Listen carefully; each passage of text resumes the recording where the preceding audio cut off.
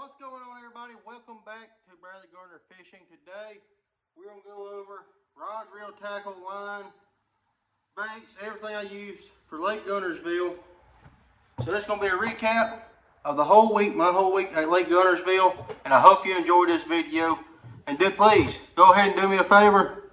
If you haven't already, please hit the subscribe button and also hit the notification bell so you'll be notified every time I post a video. So let's get into it right now. All right, we got to Lake Guntersville on a Tuesday. When we got there, the wind was freaking howling. I mean, wind was blowing bad.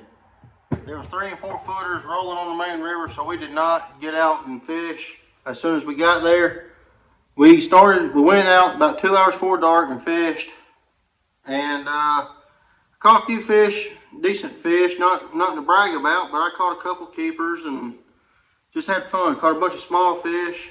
And the thing about Lake Guntersville, all them fish are just as big, fat as round as they are long. So they're just nothing but straight footballs, and they're a joy to catch. No matter if they're keepers or not, they are a joy to catch on that lake. But anyways, our first full day of practice was on Wednesday. We started, I don't know, we didn't get no early start all week. We slept in, got up about 8:30 every day, put the boats in, fished till dark, and we did that every day. I like that a lot, but I also like getting a morning bite, but we just never did it. I mean, we didn't go to bed at 12, 1 o'clock most nights, so we got our sleep in before we went out fishing all day. But anyways, I went and checked some of the areas I fished last year, and I caught quite a few fish in them. Some areas I didn't catch fish in, so I just went ahead and wrote them off of the list, period. I wasn't going to go to them areas, but I did have some areas I was seeing fish in. There wasn't no giant fish, but it was areas I thought I could get limits in. But anyways, we started day one. We rolled into my first area. If you watch my Guntersville video, I rolled in, and I probably was in that spot 10 minutes, and I finally had a bite on a frog. Good 2.5, 3 pound fish. I saw it, and I hooked it and lost it. That was not the way I wanted to start. I mean, that fish could have helped me more if I would have landed that fish. And a few minutes later, I lost another good 2 pound plus fish on a wacky rig.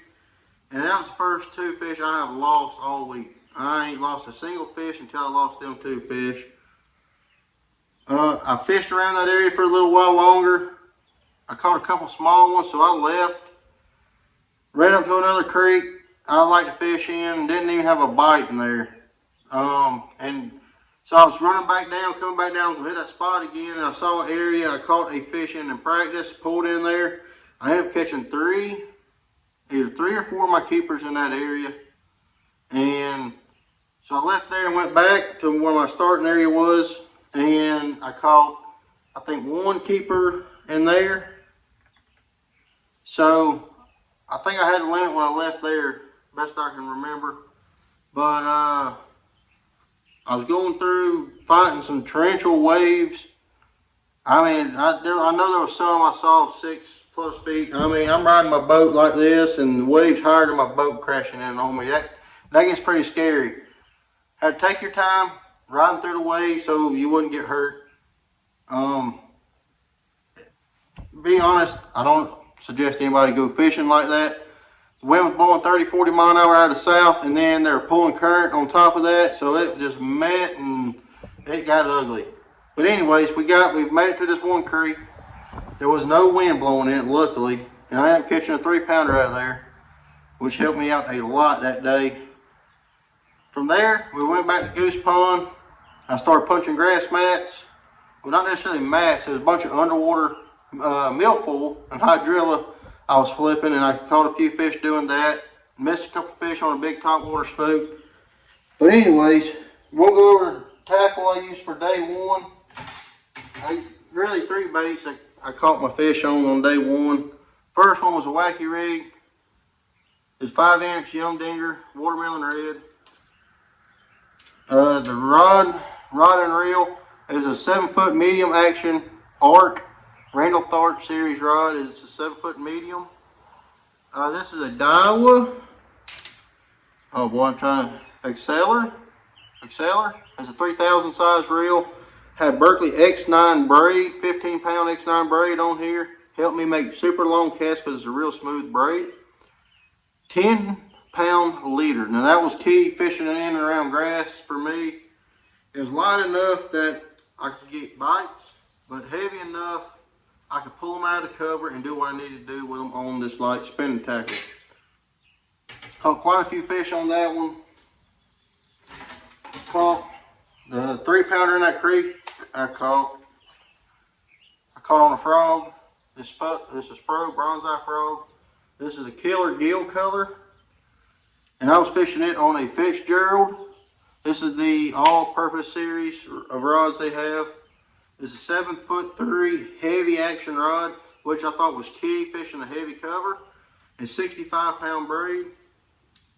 All right, and my next one is just a standard punch rig. You see I got my hook and my weight. Got the weight peg so you can get in and out of the grass. Whoops. Anyways, 65-pound test braid. This here is a Arch Invoker Pro. It's a 7'11" extra heavy. Awesome punching rod. I used to punch with a 7.6 heavy. And I tell you right now, this right here makes a night and day difference over the 7.6. When I hit a fish, they come flying out of that mat and I can put them in the boat. The reels, the old reel I had, as you see, the handles are coming loose. So it's time to get some new knobs or a new handle one.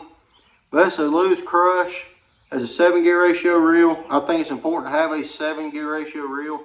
I don't like an 8 or a 9-gear ratio reel, something high, because I just don't believe there's enough power there when you do have to winch on them every once in a while in a mat. You don't have the power to pull them out. So I do like a 7. I don't like go as low as a 6. And that's because a 6, it takes up less line than a 7.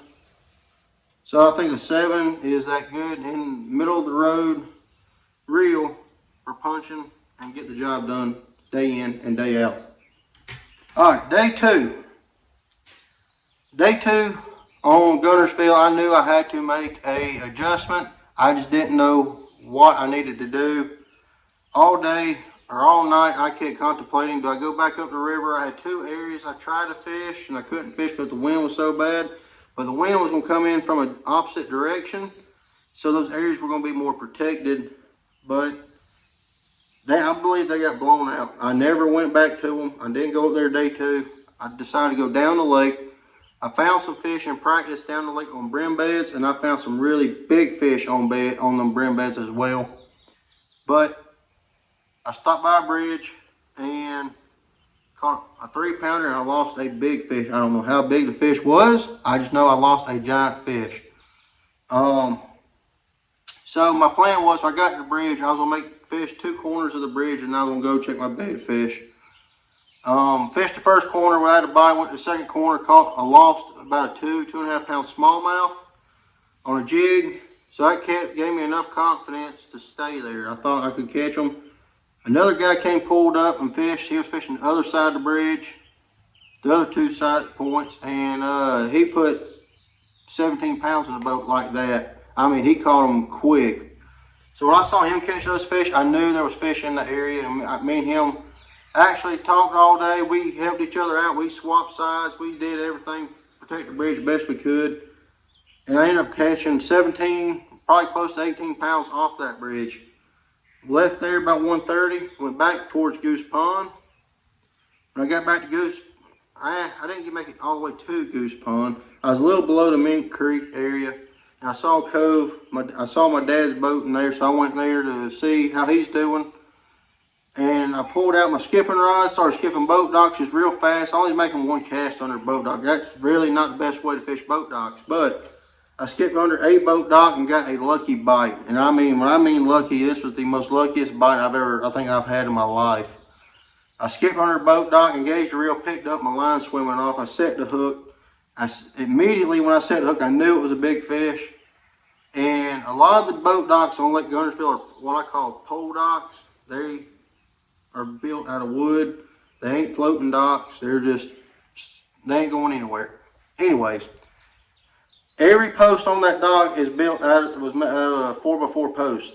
And that fish racked up, I swear, on every 4x4 post between from where I hooked her to the time she got out. And the final post she racked me up on was on the outside corner. So I turned the trolling motor on high and I was going to her. I was going to go get her because she wasn't that deep under the water. And I could reach down there and grab her with ease. So by the time I got there, she swam. I gave her a little bit of slack. She swam all the way back around and swam out in open water. And I boated her. And I tell you, 9 times out of 10, every time I've ever done that, either on Lake Oconee, Lake Sinclair here in Georgia, I have broke them fish off. I've never boated those fish ever. And by the grace of God, he let me poke that fish, and that called my smallest fish out. My smallest fish was 2.5 pounds. Called that one out, and it put me up over 21 pounds. But the setups, I caught them on. The setup I caught them at the bridge. I do not have the jig I caught them on because I broke it off and right before I left. So, but I do got some more jigs just like it.